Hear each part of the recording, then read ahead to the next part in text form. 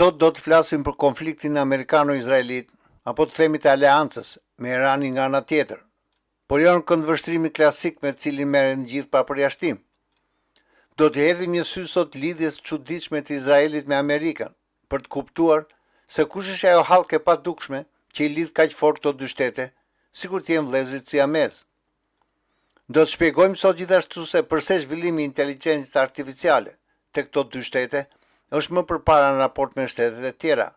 Shpjegim ky që do të hedhë dritë pastaj edhe tek arsyeja se pse shtetet e tjera dëgjojnë kokulur këto dy shtete. Në fund do të sqarojmë se pse sulmi mbi Iranin ka një lidhje me luftën në Ukrainë, si dhe rëndësia e Kaliningradit, një dorë ruse kjo në Europë. Le të fillojmë me temën e parë.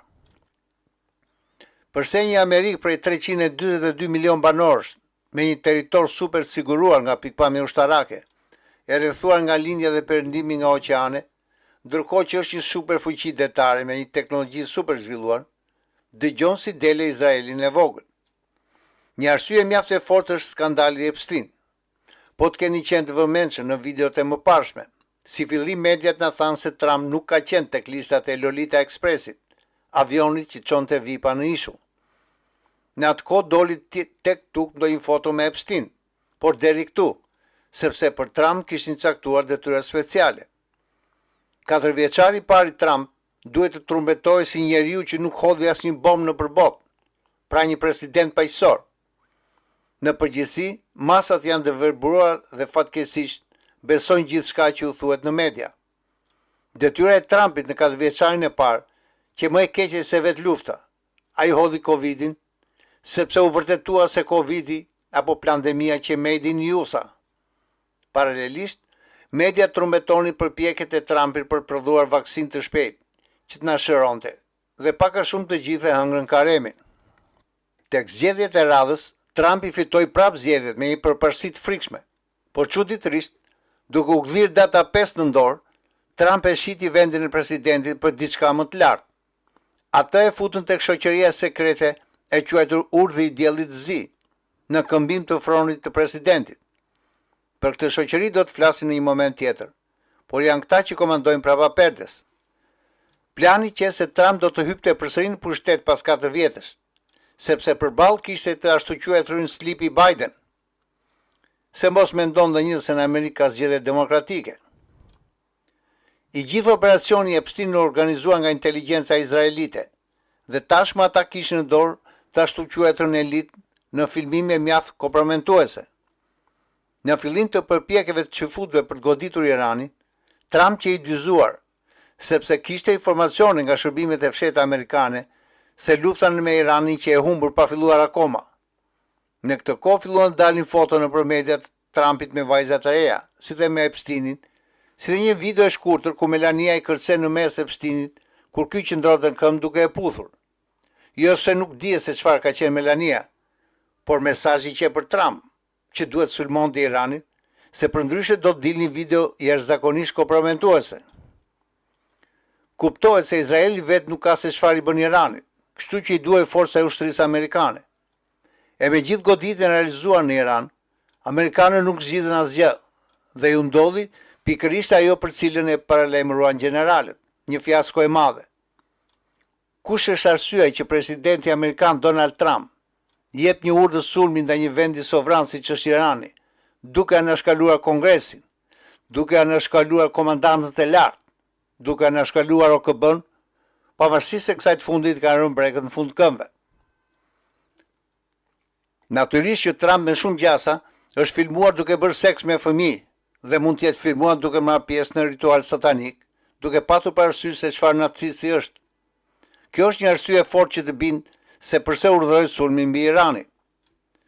Por do të pyes ndonjë nga ju se që të gjithë në administratën amerikane janë çifut? Nuk ka ndonjë patriot amerikan që të kundërshtojë duke ngritur zërin të paktën, apo ka ndonjë arsye tjetër të fshehur që ne nuk e dimë. Le t'i hedhim një sy një varianti tjetër. Del në media një lajm që një firmë të teknologjisë së lartë që quhet Anthropic nuk donte të bashkëpunonte me Pentagonin. Dhe këtu do të fillojmë të shohim pak nga pak infiltrimin e çifutëve në Pentagon. Me çfarë merret kjo firmë?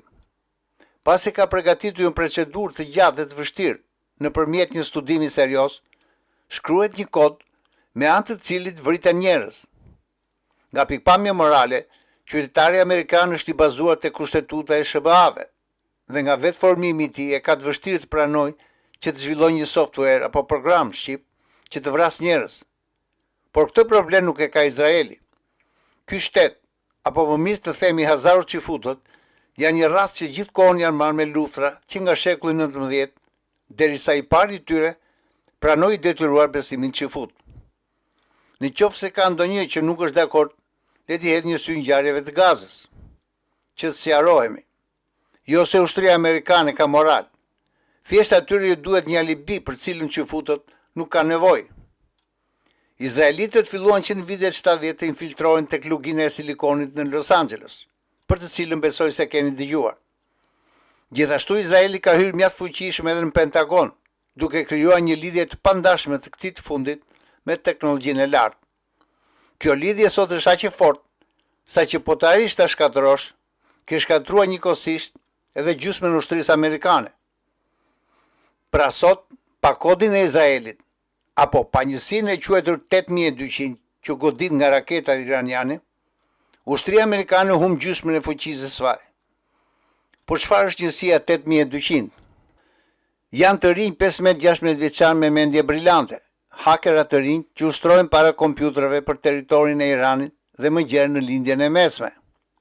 Ata mësojnë se si të funksionojnë objektet nukleare, portet, si mund të fokusohen fytyrat për t'i lokalizuar kollaj më vonë. Këta të rinj, kur mbushin 23-25 vjeç, shkojnë pastaj në Amerikë tek lugina e silikonit dhe fillojnë të zhvillojnë programe vrasëse pa patur vrasje ndërgjegje. Paralelisht, Mossadi me njësinë 8200 ka arritur një përvojë të saktuar, të cilën amerikanët nuk e kanë. Softwarët apo programet e prodhuara nga izraelitët për Iranin, Palestinën, Libanin e kështu me radhë, nuk i jepen amerikanëve të gjitha, por futen fsheruesi në programe amerikane. Firma të tilla si IAI, Israel Aerospace Industry, Rokar apo Rafael, kanë të instaluar programe që realizojnë shumë detyra në të njëjtën kohë.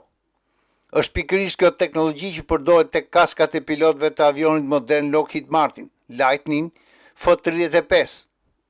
Është një teknologji izraelite nga më të avancuara që ekzistojnë sot në aviacion. Në trupin e avionit ka 6 kamera infratë që formojnë një sistem të tërë. Pamja nga këto kamera projektohet direkt në kask. Piloti mund të shohë poshtë avionit, prapa dhe anësh, sikur avioni të ishte transparent. Kaska shfaq në ekran të gjithë të dhënat, shpejtësinë, lartësinë, objektivat, kërcënimet nga radarët dhe navigimin që do të thotë se piloti nuk ka nevojë të shohë panelin e avionit. Piloti mund të zgjedhë objektivi vetëm duke e parë dhe pastaj punën e kryejnë sensorët e kaskës, që i tregojnë avionit dhe raketave se ku është objektivi. Pastaj raketa AIM 9X Sidewinder drejtohen drejt objektivit ku shikon piloti. Kaska ka night vision të integruar dhe nuk ka nevojë për syze të veçanta për natën. Të gjitha informacionet nga radarët, satelitët dhe avionët e tjerë vijnë dhe shfaqen në kask, duke paraqitur pilotit një pamje të plotë të fushbetejës në kohë reale. Çdo kask ndërtohet sipas skanimit 3D të kokës pilotit për saktësi maksimale në projekcion. Kjo kask kushton rreth $400,000, sepse është një kombinim i kompjuterit, sensorëve dhe sistemit optik shumë të avancuar. Nëpërmjet kësaj kaske, piloti mund të godasë një avion armik edhe kur është prapa avionit të tij. Sistem F-35 ka sistemin DAS, Distributed Aperture System, me 6 kamera infratë që mbulojnë 360 gradë rreth avionit. Këto kamera zbulojnë çdo avion, raket ose objekt në çdo drejtim dhe pamja projektohet direkt në kaskën e pilotit. Kur piloti sheh objektivin në kask, sistemi e identifikon menjëherë dhe lëshon raketën moderne AIM 9X Sidewinder. Çdo pilot ka kaskën e tij. Nuk e di nëse keni dëgjuar për filmin Palantir, e cila i qëndron mbi kokë Pentagonit. Është pikërisht kjo film që lidh brenda sekondës programin amerikano-izraelit të ushtrisë me inteligjencën artificiale. Kjo firmë është furnizuesi kryesor i inteligjencës artificiale me informacione. Këto informacione palantiri grumbullon nga rajonet e luftës dhe aqon inteligjencës artificiale të ushtrisë amerikane në programet e së cilës gjenden çimka izraelite. Çfarë është firma Checkpoint? Është një version digital i kupolës së hekur. Është një program që nuk përdoret vetëm në ushtri, por edhe për sigurinë e sistemit bankar, si dhe për shtetet në veçanti.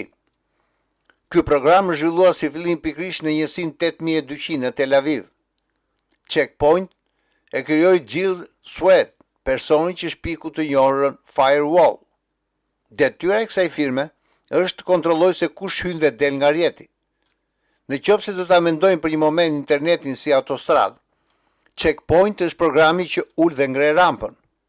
Ky program është i specializuar për të ndaluar ndërhyrjen në institucione shtetërore, duke ruajtur gjithçka që është i lidhur me të. Ky program e njeh dorën e një hakerus iranian, kinez apo rus, qoftë përpara se hakerusi të prek serverin. Fakt ky që na lën të kuptojmë se Checkpoint ruan portën në Washington DC-s, sepse çelësi i kësaj porte është pikërisht në duart e saj. E shikoni pra se si janë të lidhura gjërat. Le të kalojmë tani tek firma Palo Alto Networks, një predator me plot kuptimin e fjalës në rrjet. E krijoi Neil Zook, një ish inxhinier ky Checkpoint, një veteran i njësisë 8200. Ky person kishte një ide agresive. Sistemi i tij shfrytëzonte një inteligjencë artificiale të fuqishme që analizon sjelljen e asaj që ndodh në internet. Për shembull, nëse kompjuteri ynë dërgon një email në një server të panjohur në orën 3 të mëngjesit, Palo Alto aktivizohet dhe izolon procesin dhe shkatron në të mitën e sekondës. Në thelb janë specialistë që pastrojnë rrjetin nga brenda dhe si përfundim, software-të izraelitit janë gjithçka në ushtrinë e fuqishme amerikane. Dhe në fund do të flasë për një platformë inteligjente që në botën digjitale profeson gjuetarin dhe që quhet SentinelOne. Këta janë pionierë në teknologjinë XDR, që do të thotë zbulon dhe reagon në moment për çdo lëvizje. Program ky kyç për luftën e inteligjencës artificiale në fushën e mjekësisë. Është një inteligjencë artificiale që nuk kërkon leje nga njerëzit, gjë që i sjell përparësi në shpejtësi reagimi. SentinelOne është e dizenjuar që të punojë në skaje, ose ajo që quhet endpoint, siç janë laptopet e oficerëve, terminalet e fabrikave të armëve apo sistemet në avione. Si funksionon në praktik?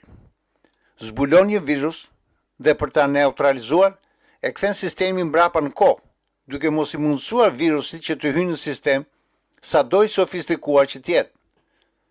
Pra, siç e shikoni, Izraeli e ka në dorë një levë fuqishme, me anë të cilës kontrollon në mënyrë digjitale ushtrinë amerikane. Pa këto software izraelit apo programe, ushtria amerikane nuk mund të jetë më ajo që është, dhe besoj se jam i qartë tashmë se përse amerikanët dëgjojnë kokullu izraelitë për çdo gjë. Kjo është dhe arsye e dytë, përveç të parës si qenë seksuale. Po sulmi ndaj Iranit, mos ka ndonjë arsye tjetër përveç arsyeve të njohura. Marrëdhëniet midis Iranit dhe Rusisë janë shumë komplekse. Në fushën ushtarake dhe sidomos tek dronët, iranianët janë shumë më përpara se rusët, sepse këta të fundit përdorin akoma teknologjinë me GPS dhe u mungon përvoja e luftrave që të kenë software preciz. Goditja që aleanca i dha Iranit, që edhe një goditje ndaj lidhjes Rusi-Iran në fushën e dronëve. Gjatë bombardimeve, CIA dhe Mossadi goditën mënyrën logjistike të iranianëve në qytetin Hamadan dhe Isfahan. Në qytetin Hamadan ndodhej pika kryesore nga ku instruktorët iranian fluturonin për Rusi dhe më pas në bazën ushtarake në Kaliningrad. Bazë kjo e një rëndësie të veçantë për rusët. Ëndra perëndimore është të shkatërrojë bazën në Kaliningrad. Gjatë sulmit në Hamadan janë vrarë 40 specialistë të luftës elektronike iraniane nga njësia Quds. Pjesa e mbetur u tërhoqe në Teheran. Në Kaliningrad kishte dron iranian Shahed 136, por pas specialistë që din t'i përdorin. Rusët kanë planifikuar që të vendosin Kaliningrad sisteme që përdorin algoritme të inteligjencës artificiale të Iranit. Një inteligjencë kjo me përvojë luftarake, Ky që një program i lirë, por genial, që dronëve ju shërben për të njohur dhe përsaktuar vendodhjen e një destrojeri të NATO-s në detin Baltik pa nevojën e GPS-it. Iranianët zhvilluan inteligjencë artificiale që punonte tek qipat e lavatrisheve dhe tek celularët inteligjent të vjetër. Ky program i mundsonte dronëve të kontrollojnë Bregdetin, të piketojnë anije dhe t'i krahasojnë ato me infot që kanë në memorie pas një sinjal nga sateliti. Ndërkohë që sistemi rus me GPS kishte probleme me objektet në lëvizje. Goditja e aleancës ndërpreu pikërisht lidhjen e Iranit me Rusinë në këtë fushë, duke detyruar Rusinë që të gjejë një zgjidhje më vete. Me anë të Kaliningradit, Rusia kontrollon gjithë Europën dhe ka vendosur aty raketat Iskander, si dhe sistemet më sofistikuara të radarëve. Në ndet, kemi nëndecet ruse që kontrollojnë të gjithë kablot e internetit dhe në rast konflikti, kablët do të priten menjëherë. Arsyeja kryesore se përse të gjithë dëgjojnë kokullur aleancën është pikërisht aplikimi i inteligjencës artificiale në ushtri, e cila është jashtëzakonisht e shpejtë. Ushtria amerikane përdor një rjet që i mundson marrjen e informacionit nga sensorët e dronëve që ndodhen mbi Iran dhe që pastaj kalojnë nevada tek analistët, përpunohen nga inteligjenca artificiale dhe pastaj informacioni kalon tek raketat anije dhe i gjithë ky operacion ndodh brenda sekondës. Kjo është përparësia e aleancës, e cila ka 10 vjeçar me radhë që mbledhin gjurmë nga lindja e mesme. Programi i tyre e di se si sillet ushtarin në çdo rrethan, dhe për këtë shërben sistemi izraelit që quhet Lavender. Lavender është ushqyer me të dhëna vite me radhë se çfarë ngjet në Gaza, dhe kur filloi lufta, lejoi algoritmin që të mbaroj punë.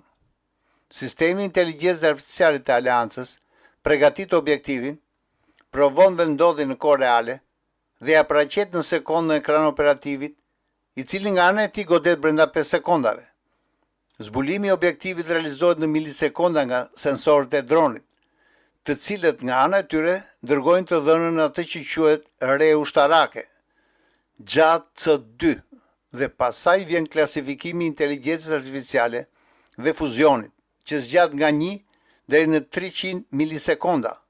Dhe nga kjo e dhëna kalon tek serverët e inteligjencës artificiale, që shpesh gjenden tek objekti fluturues apo në një bazë rajonale.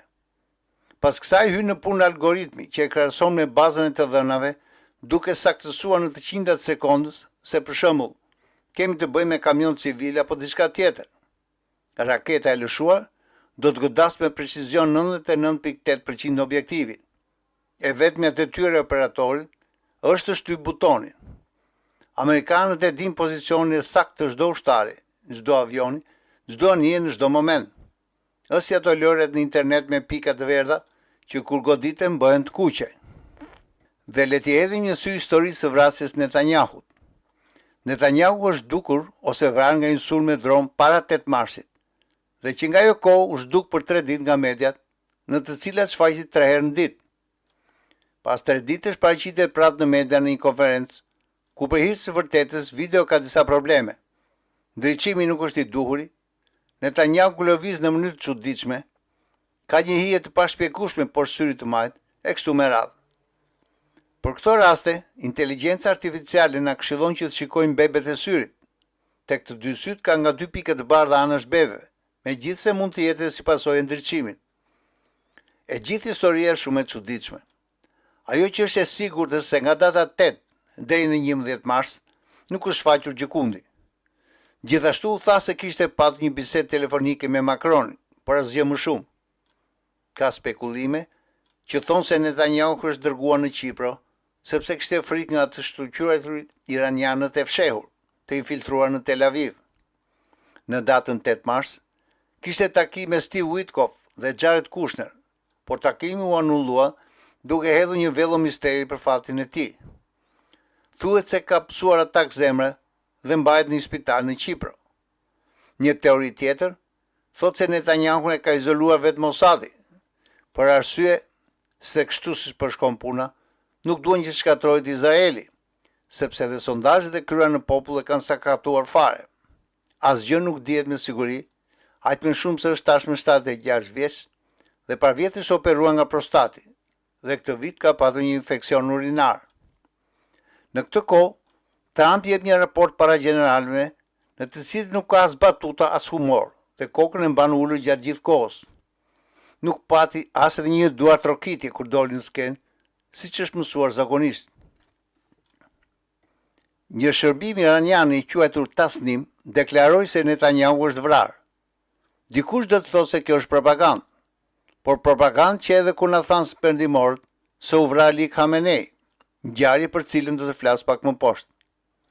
Izraeli ka zhvilluar një program të quajtur udhëheqësi i përjetshëm, në të cilin u ngarkuan mijëra orë me fjalime dhe foto, si dhe video të Netanyahut, dhe kjo është shumë interesante. Nga ana tjetër, me shumë gjase luhet e njëjta lojë.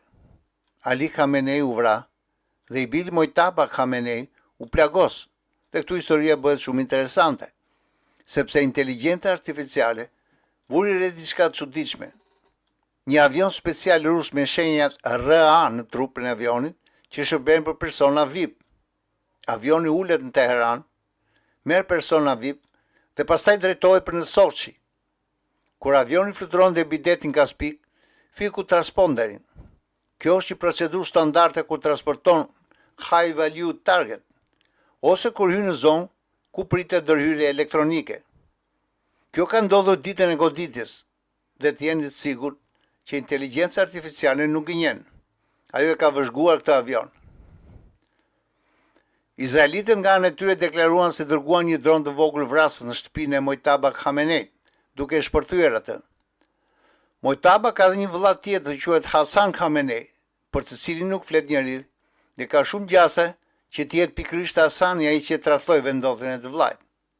Vetë Hasani është një variant më i qetë, që nuk është për luftra dhe aq më shumë për ato bërthamore. Një ditë para goditjes, pra 27 shkurt, thuhet se janë takuar në Sarajev biznesmen të shquar me Mojtaba Khamenei, një ngjarje kjo mjaft e çuditshme. Ka lajme se Aleanca po përgatitet të përdor bomba nukleare taktike për të goditur malet Natanz dhe Fordow, poshtë të cilave ndodhen bazat iraniane bërthamore.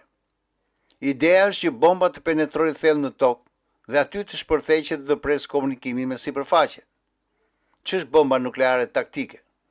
Kjo bombë është e projektuar për përdorim në fushën e betejës kundër objektiveve ushtarak specifik dhe jo për shkatërimin masiv të qyteteve si armë strategjike. Përdoret kundër bazave të caktuara, tankeve, trupave dhe pistave të avionëve. Mund të jetë nga 0.1 kiloton deri në 50 kiloton. Bomba e Hiroshimës ishte 15 kiloton. Mund të vendoset në raketa të shkurtra, artilleri speciale, bomba avionësh dhe në torpedo dhe raketa detare. Qëllimi është të ndryshojë balancin e betejës në një front konkret. Një nga bombat taktike amerikane më të njohura është bomba B-61, që përdoret nga avion ushtarak dhe ka fuqi të rregullueshme. Kjo bombë, edhe pse quhet taktike, është një bombë mjaft e rrezikshme, sepse është bombë bërthamore vërtet. Një bombë e tillë 10 kilotonçe e hedhur do të zhdukte gjithçka në një rrezë 200-300 metra. Do të shkatronte ndërtesat në një rrezë prej 1 kilometri, dëmtime shumë të rënda në 2 deri në 3 kilometra, djegje serioze nga rrezatimi termik 4 deri në 5 kilometra, kurse rrezatimi radioaktiv mund të prahapet 10 kilometra në vërsitë e erës. Raketat Iskander që rusët kanë në Kaliningrad mbajnë kokë bërthamore taktike. Flitet gjithashtu për shkatrimin total të qytetit Qom apo Kom, ku ndodhet të themi thelbi i besimit të shtetit të Iranit. Në bodrumet e tempujve të Islamit ndodhet të gjithë servrat e komunikimeve të Iranit.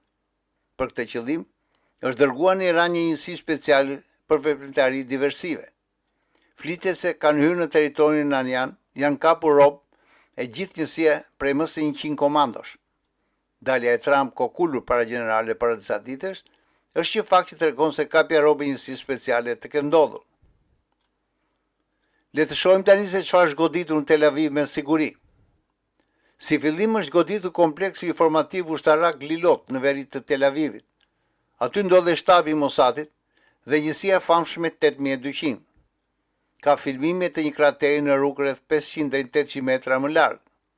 Kjo nuk do të thotë se iranianët kanë gabuar objektiv, por është goditur në atë distancë sepse pastaj goditjen kryesore e ka dhënë tërmeti i shkaktuar nga raketa i cili goditi me frekuencë poshtë 20 Hz, duke depërtuar te kompjuterat dhe duke i shkatruar procesorët e tyre në çast së bashku me serverat.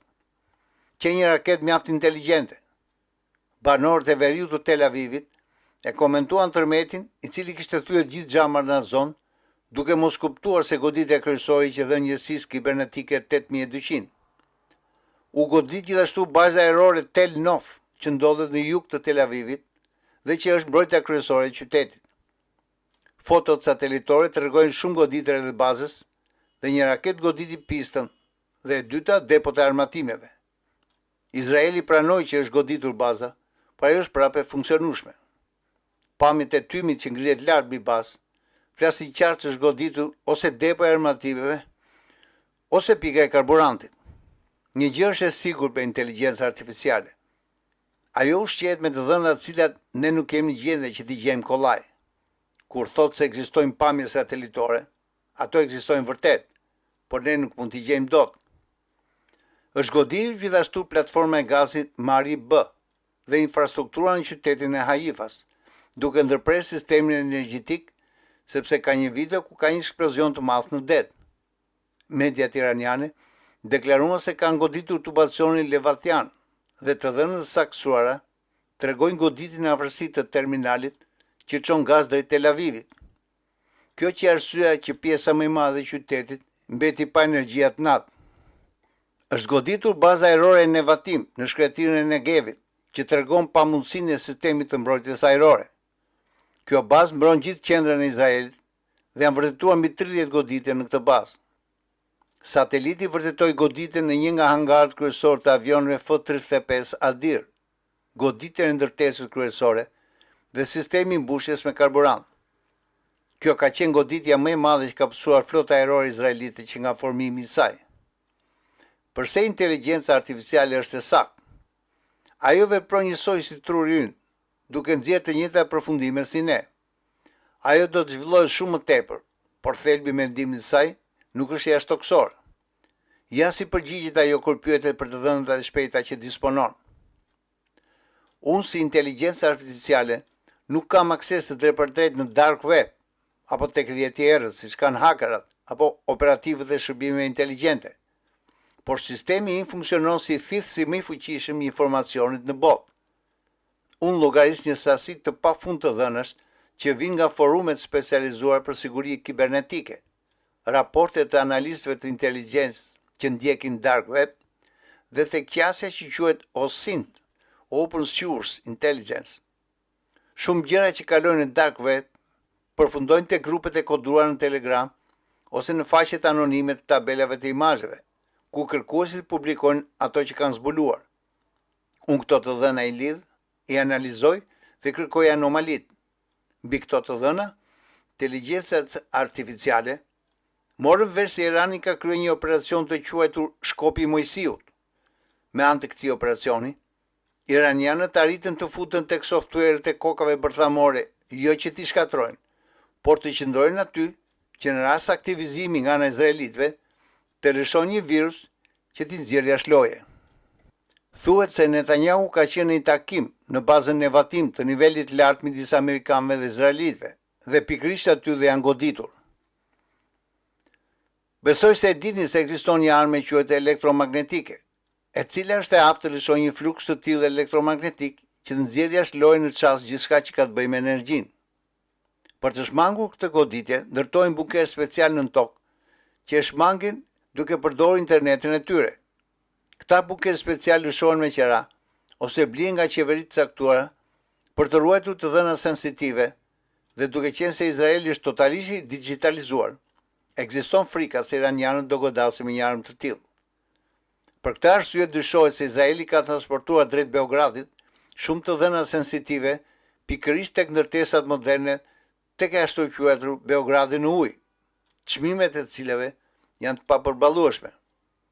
Një garsonie 40 metra katror shkon nga 200 deri 300.000 euro. 100 metra katror shkojnë 500 deri 700.000 euro dhe pavarësisht luksit, hilja është pikërisht këtu. Janë ndërtuar për të ruajtur të dhënat sensitive. Inteligjenca artificiale ka pikasur një avion të Air Serbia që fluturoi nga Tel Avivi për Beograd, kur dihet se janë ndaluar fluturimet. Çfarë ngarkesë tjetër përveç njerëzve mund të ketë patur? Nga pikpamja gjeopolitike, Rusia ditëve e fundit ka kërkuar një fitore në rang botëror. Trump deklaroi se mund edhe të marrim sasi nafte nga rusët, sepse në fundit Putin nuk është çuna që keq apo ja.